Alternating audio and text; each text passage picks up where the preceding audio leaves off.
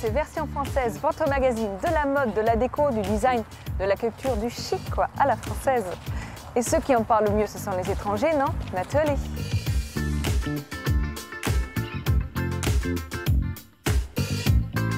Rencontre avec Ellie Top, dandy créateur à la découverte de sa joaillerie stellaire. On vous a sélectionné quelques adresses parisiennes confidentielles qu'on affectionne particulièrement. L'accessoire de la semaine, c'est le slip français, underwear tradi, trendy et, of course, tricolore. Notre relève Frenchy, le jeune chef Julien Alvarez, vous fera partager son amour du sucré. Mais tout de suite, ses points de vue, un regard affûté sur les nouveautés stylées de la semaine chic, version française, c'est maintenant.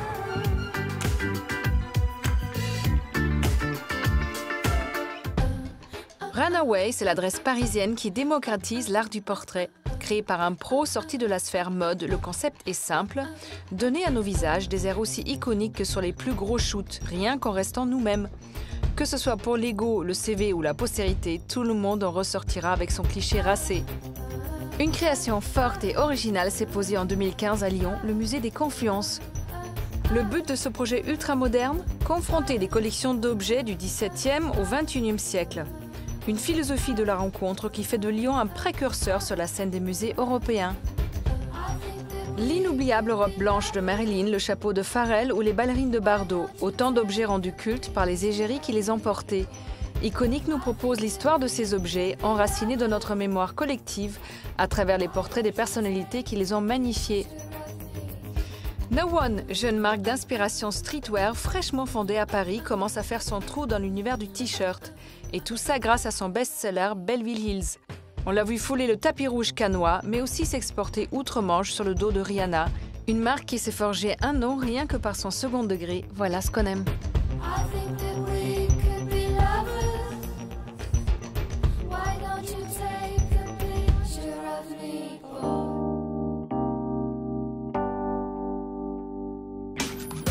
On le connaissait en tant que créateur de bijoux pour l'an 20. Aujourd'hui, il nous surprend avec la première collection en son nom, un univers fantasque signé Ellie Top.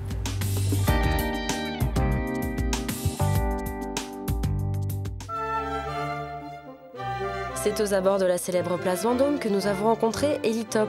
Là, ça va, Ce joaillier nous a gentiment ouvert les portes de son appartement et a choisi de nous raconter en dessin les différentes personnes qui ont croisé et encouragé son travail. C'était Loulou de la Falaise chez Yves Saint Laurent, qui créait les bijoux pour lui et d'autres choses, et qui a vraiment défini quelque chose de nouveau dans le bijou fantasy. Et c'est elle vraiment qui m'a beaucoup influencé en termes de goût des mélanges et de la manière de porter les choses avec insouciance. Elle avait de très jolies épaules, un corps très fin et beaucoup de bracelets, avec un pantalon, on va dire, Saint Laurent à pince, vous voyez. Et dans la célèbre maison, Ellie va rencontrer celui qui va lui donner sa chance. C'est Albert Elbaz. C'est le premier à m'avoir fait faire des bijoux. C'est lui qui m'a mis sur cette voie et encouragé sur cette voie. Et j'ai rencontré, j'étais très très jeune, j'avais, je sais pas, 19 ans. Un gros nœud papillon, comme il le fait souvent, en couleur ou jaune. Et puis, pas de chaussettes. Je n'en ai jamais vu porter de chaussettes. Mais j'ai une longue histoire créative avec lui. Beaucoup d'affinités, en fait, esthétiques, je pense, qui fait qu'on se comprenait et s'entendait très bien. Il m'a beaucoup appris. Question apprentissage, Ellie a été servi. Il a été le dernier assistant d'Yves Saint Laurent. Mais moi, je suis arrivé à la fin de la maison de couture, et puis c'est un truc d'assistant général. Je faisais des petites choses, des illustrations, des dessins. Et voilà, on me donnait la chance d'être là. Et ça, évidemment, j'oublierai jamais. Bah, je pense que c'est quand même la personne la plus impressionnante que j'ai rencontrée. Il était très très drôle aussi. J'avais infiniment J'en ai toujours infiniment d'admiration pour lui. Moi, je les vois comme des maîtres au sens où j'étais à l'école. Ouais. Je suis pas allé à l'école beaucoup, mais c'est eux mon école. Alors avec de tels maîtres, à quoi ressemble un bijou Ellie Top? Il y a une cage de fil d'or autour base en argent. Et ici, vous avez une sphère qui pivote comme ça, sur elle-même. J'avais cette idée, déjà du bijou qui s'ouvrait, de quelque chose qui était double, qui découvrait quelque chose de plus précieux à l'intérieur. Et une fois qu'il était fermé, il était plus radical et épuré de forme, comme ça. Comme s'il pouvait porter en lui-même une contradiction, mais aussi permettre deux attitudes différentes. Et comme Élie semblait bien partie, on lui a demandé de faire son autoportrait. Comment je me vois, moi? Avec une moustache. Avec une cravate.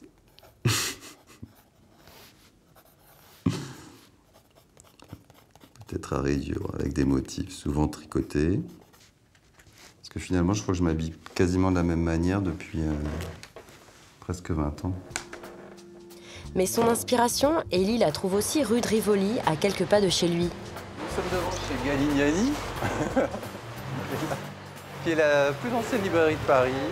Je viens beaucoup pour la sélection de livres sur les bijoux, parce qu'elle est extrêmement pointue et nourrie. Et c'est à peu près ici que je trouve toute ma documentation livresque, on va dire. Je viens d'acquérir, qui est faite par la spécialiste du bijou en Angleterre, en fait, qui s'appelle Carol Boulton. C'est une vraie merveille. Ce qui est intéressant, c'est qu'en plus, elle a mélangé et la bijouterie fantaisie et la joaillerie, ce qui est assez rare parce qu'en général, c'est très segmenté, tandis que là, elle a travaillé sur un prisme, une sélection beaucoup plus large. Je pense que je vais acheter ça.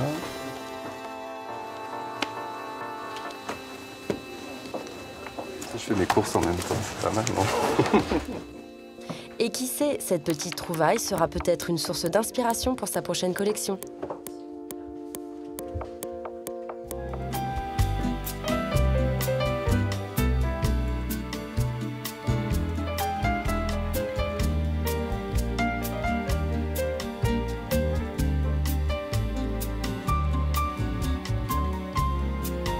Élie Top, bonjour, merci de nous recevoir dans votre tout nouveau showroom. Bonjour. Alors avant de parler de la collection, parlons un peu de vous. Bien sûr, Lanvin a pris une grande place dans votre vie de créateur. Les bijoux chez Lanvin avaient une grande importance. Est-ce que vous voulez en dire deux mots? Oui, en fait, même plus que Lanvin, s'il faut remonter l'histoire complètement, c'est plutôt Albert qui a été déterminant dans ma vie, parce qu'en réalité, moi je suis entré chez Yves Saint Laurent quand j'étais très jeune, à l'époque où M. Saint Laurent était encore là. Et juste un an plus tard, Albert est arrivé. Il avait été appelé par Pierre Berger pour signer les lignes de prêt-à-porter. Et j'ai intégré son studio, mais j'avais genre 20 ans ou 21 ans, je ne sais plus très bien. Et c'est lui qui m'a fait faire des bijoux, en fait. Ça a commencé comme ça, parce que moi je me destinais, j'étais sur un poste qui était général d'assistant, parce que j'étais très petit. Et il n'avait personne pour faire les bijoux au sein de son propre studio. Moi je dessinais assez bien, puis il a commencé à me faire des trucs, ça lui plaisait. Et c'est lui qui m'a encouragé, c'est comme ça que c'est passé en fait. En fait, c'est aussi passé par le dessin? Oui, beaucoup. Parce que c'est le dessin, tout passe par le dessin. Chez moi. Vous n'êtes pas ordinateur 3D comme d'autres dessinateurs de bijoux. Il y a des gens qui le font. Ouais, mais vous, c'est vraiment le dessin moi, à la classique. Base, je suis quelqu'un qui dessine, ouais. En fait, j'ai toujours fonctionné comme ça. Alors, ça peut paraître un peu ancien, mais c'est mon meilleur moyen d'expression. En réalité, j'ai même souvent du mal à définir ce que je veux faire ou ce que je voudrais faire. Ça vient en dessinant. Et du coup, donc, de chez Yves Saint Laurent, vous avez suivi Albert Elbaz chez Lanvin. Oui, en fait, quand il est arrivé chez Lanvin, Albert m'a appelé, il m'a dit « Est-ce que tu veux revenir travailler avec moi ?» Et c'est comme ça qu'on a redémarré ensemble. Et puis c'est là où on a démarré l'histoire du bijou, en fait, de manière beaucoup plus impactante et beaucoup plus forte. Et à un moment donné, voilà, vous êtes dit il faut que je crée pour moi-même, c'est ça? Comment ça s'est passé? Oui, j'avais envie d'exploiter un nouveau territoire d'expression. C'était comme une évolution un peu normale, un peu prochaine étape, comme ça. Et puis je voulais exploiter, j'étais assez intéressé aussi de travailler sur les matières précieuses, en fait. C'était un nouveau territoire aussi. Les matières, oui, justement, parce que chez Lanvin, c'était pas des matières précieuses. Non, c'est du bijou, ce qu'on appelle bijou fantaisie, enfin du bijou couture. Enfin, il y a plein d'appellations, mais pour moi, c'est du bijou fantaisie, quoi, dans la tradition de ce qu'on faisait chez Chanel, chez Saint-Laurent.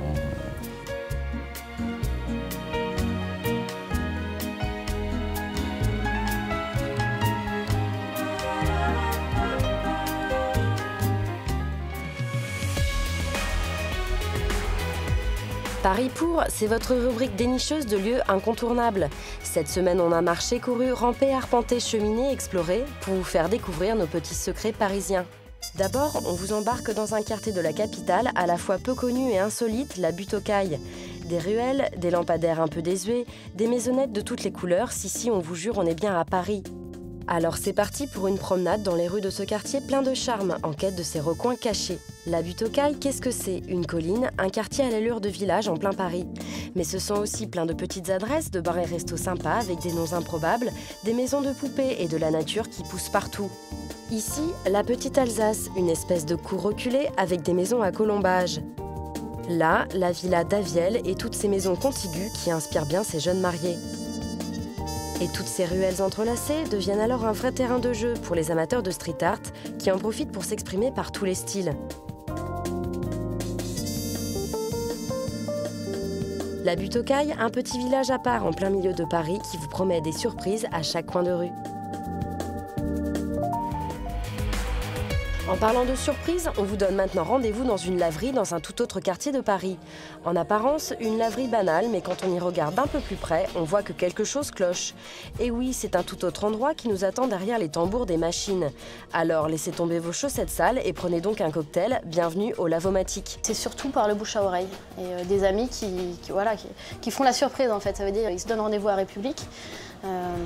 Et ils amènent leurs potes, leurs copains, leurs copines dans la laverie. Puis là, ils voient des gens entrer dans un séchoir. Mais passé la surprise, le Lavomatic tient ses promesses.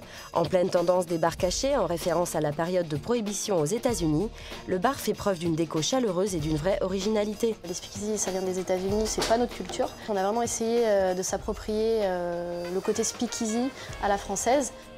Un espace créé par une bande d'amis qui propose un accueil comme à la maison et qui se veut tout sauf snob et select. L'autre atout du bar, ce sont ses cocktails réalisés avec des alcools haut de gamme, des produits de saison et d'après des recettes inventives. Cocktails à base de crème de marron, de réfort ou de vodka infusé au saumon fumé. Ici, on mélange les alcools blancs et les jus colorés, on n'a pas peur que ça déteigne. Pour finir, direction notre dernière adresse, Place d'Italie. Si vous aimez le 7e art, nous vous recommandons un tout nouveau cinéma qui vient d'ouvrir, Les Fauvettes. Derrière sa façade et son intérieur moderne, c'est une programmation autrement moins récente qui nous attend. Les Fauvettes, c'est un nouveau cinéma de 5 salles qui est exclusivement consacré à la diffusion de films restaurés, donc de films de l'histoire du cinéma, de manière assez large, des films qui ont marché, populaires, cultes. Et surtout, on fait vraiment le pari que les gens auront envie de les revoir sur grand écran, ensemble, dans une salle de cinéma. La restauration de films est un travail long et minutieux au cœur de l'activité des Fauvettes. Mais la restauration, c'est aussi celle du lieu. Ancienne salle de café-spectacle avant d'être le Gaumont-Gobelin, les architectes ont réfléchi à un aménagement original et dédié au confort. On a un vrai espace de vie, c'était ça qui était très important. En effet, le cinéma accueille un patio végétal, un salon et un vrai bar qui ne vend pas de pop-corn, mais du vin, de la bière, des cocktails et des petits plats en bocaux. En bonus, le bar propose même des accords mets et films ludiques. Alors si vous souhaitez revoir un James Bond et boire le dry martini qui va avec, vous avez trouvé votre adresse. Un village rempli de secrets, un bar dissimulé derrière un séchoir et un cinéma moderne qui cache une programmation à l'ancienne. Voilà pour nos secrets parisiens du jour.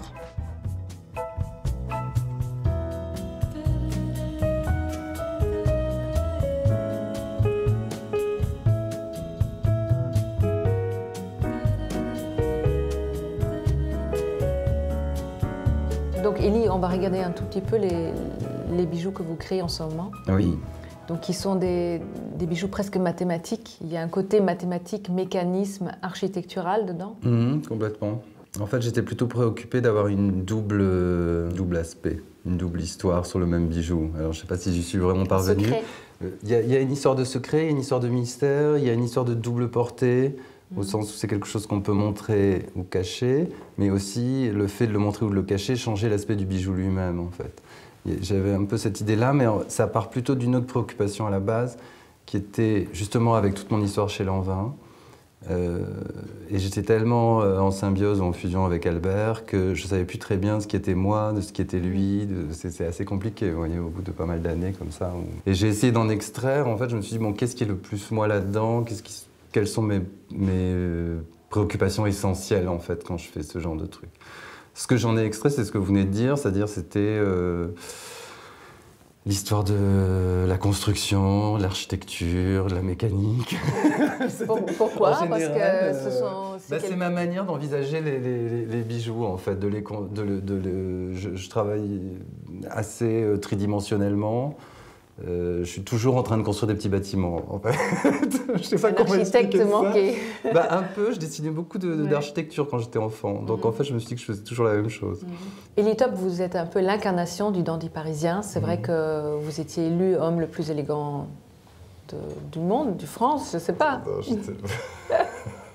Non, c'était dans la best dress list du Vanity Fair américain. Bon, c'est quand même quelque chose. J'étais ce français. Voilà, justement. Alors, l'élégance parisienne, c'est quoi pour vous? Moi, je le fais par plaisir et par habitude. Et par éducation? Un peu par éducation, mais peut-être parce que vous savez, je pense qu'on s'habille toujours pour être bien avec soi-même. Donc moi, si je suis autrement, je ne suis pas bien. Donc c'est tout. En fait, ça ne va pas plus loin que ça. Après, c'est par éducation ou par habitude. Je pense que chez Saint-Laurent, j'ai pris un pli quand même assez fort, parce qu'il y avait quand même certaines exigences, ou en tout cas une discipline qu'il fallait avoir, parce qu'il ne fallait surtout pas, comment dire, pas de laisser aller, on va dire. Donc il y avait quand même une tradition et un état d'esprit qui était... en plus, c'est un peu normal, si vous êtes dans la mode, vous êtes censé aimer les vêtements, aimer s'habiller, donc ça s'est pris un peu comme ça. Moi, je pense que comme j'étais très jeune aussi, peut-être ça a joué, ça devait me donner un tout petit peu d'assurance, ou en tout cas, je me sens un petit peu protégé, peut-être avec les vestes et tout ça, il doit y avoir un truc comme ça. Mais j'ai toujours été comme ça, donc je le pense pas, En fait, donc, on va dire Elitop, l'homme chic par excellence. Ouais, c'est gentil. Merci beaucoup, Elie. Merci beaucoup.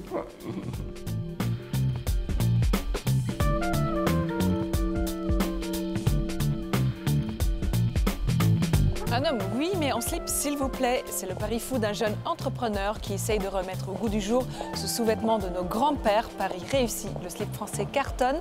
Du soutien pour nos compatriotes.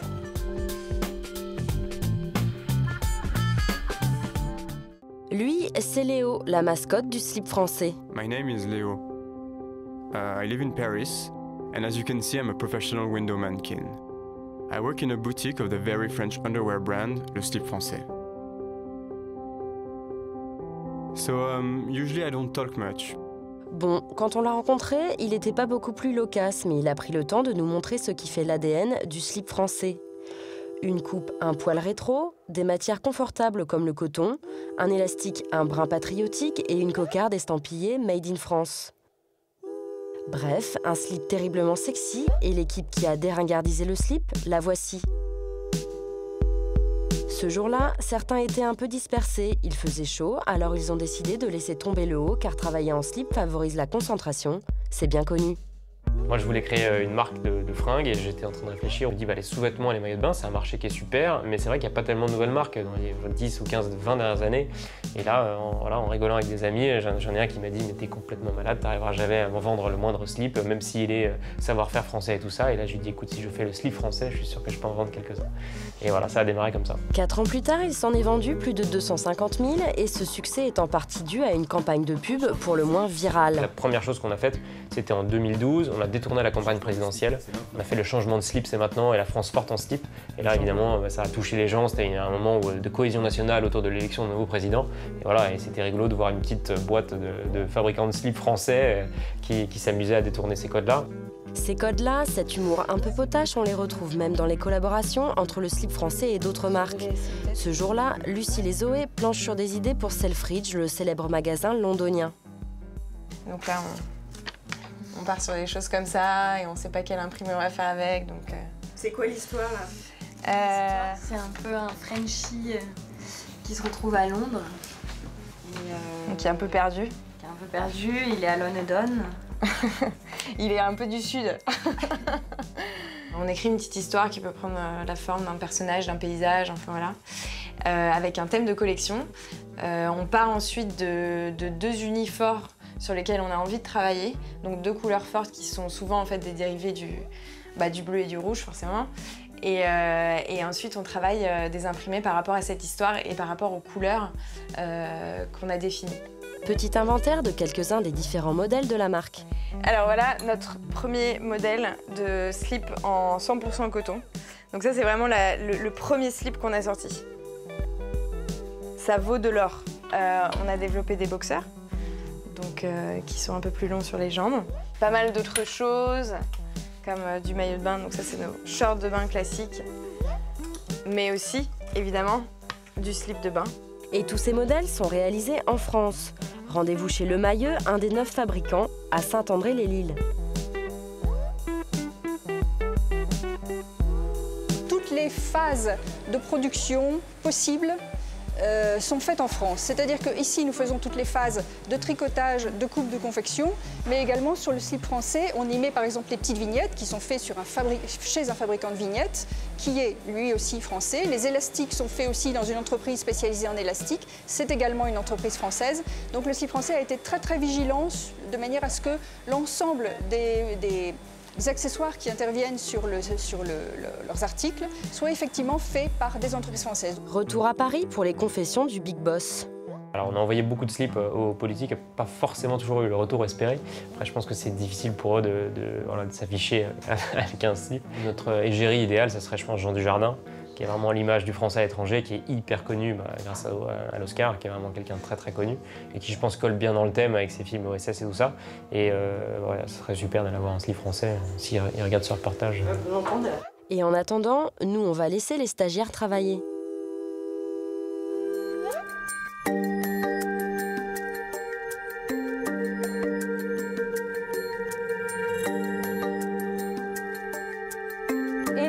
Espoir pâtissier en 2014, le jeune Julien Alvarez arrive à l'hôtel Peninsula à Paris pour le plus grand bonheur de nos papilles. Miam, c'est la relève sucrée de la semaine.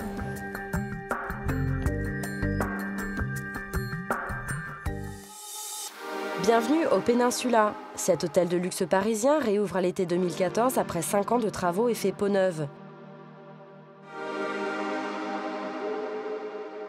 La direction ose le frais en catapultant un très jeune chef pâtissier pour égaler ses clients de douceur sucrée. Rencontre avec Julien Alvarez, tout juste la trentaine. Alors ce qui m'a énormément séduit en pâtisserie, c'est déjà le fait vraiment de réaliser un métier manuel, ce que je pressentais avant de commencer, ça s'est vraiment confirmé, c'est-à-dire que le fait d'arriver le matin, de réaliser toute une multitude de desserts et autres, et de partir de la journée en ayant quelque chose de concret, que ce soit positivement ou négativement, d'avoir fait des erreurs et de se dire demain je recommence et je le ferai mieux. Déjà c'était un bonheur de tous les jours. En plus de ça, j'ai vraiment découvert un métier parce que j'avais une vision de la pâtisserie, mais mon premier maître d'apprentissage, M. Demeguer, m'a poussé à aller voir sur des salons, des concours et autres. Et j'ai découvert tout l'attrait artistique de la pâtisserie, que ce soit la sculpture sur glace, les sculptures en sucre, les pièces en chocolat. Et en fait, j'ai été ébloui, épaté par ces défis techniques. Et donc, en fait, je me suis attaché à essayer de les maîtriser. Et donc, du coup, j'ai persévéré. Ça m'a séduit et puis j'ai trouvé un challenge à la hauteur de mes attentes. L'hôtellerie de luxe m'a toujours fasciné, attiré. Comme j'avais un parcours qui était étranger à ce monde-là jusqu'à maintenant, j'avais une certaine distance, une certaine retenue, et puis là je me suis dit c'est maintenant ou jamais. Donc j'ai fait le forcing pour postuler ici et avoir ma chance au sein de ce magnifique hôtel. Julien enchaîne les concours du meilleur apprenti de France où il reçoit le prix de la dégustation, puis le prix Charles Proust et enfin le plus marquant de sa carrière, la Coupe du Monde de pâtisserie en 2011. Les concours, ce qui est, depuis le départ, c'est des rencontres, c'est un défi, ça permet de se fixer des objectifs à court terme en parallèle du défi quotidien de l'entreprise. Ça permet bien sûr d'évoluer professionnellement et puis de tisser des liens avec d'autres jeunes ou moins jeunes professionnels qui sont vraiment passionnés par leur métier, parce que le concours, ça n'a rien de rationnel en soi ou n'y a aucun but d'argent, la seule chose c'est de se faire plaisir et de se dépasser à travers quelques réalisations, donc c'est du pur bonheur. Un pur bonheur qui continue derrière les fourneaux. Le bonheur, selon Julien Alvarez, c'est chantilly, crème pâtissière framboise, génoise chocolat, pâte sablée mousse. C'est croustillant, acide sucré, amer comme la vie, moelleux délicat gélatineux, herbacé vanillé chou, encadré, dégoulinant. Concernant les inspirations par rapport aux différentes propositions sucrées qu'on peut avoir dans l'hôtel, il y a bien sûr tout ce que j'ai pu accumuler en tant qu'expérience, voyage, mon parcours professionnel pur dans les différentes entreprises dans lesquelles j'ai travaillé. Moi, des rêves, j'en ai plein la tête, peut-être un petit peu trop d'ailleurs. Nous avons la chance, nous pâtissiers, de réaliser un métier qui nous offre d'innombrables possibilités. D'innombrables possibilités, en tout cas un avenir que l'on souhaite brillant à ce jeune chef très prometteur.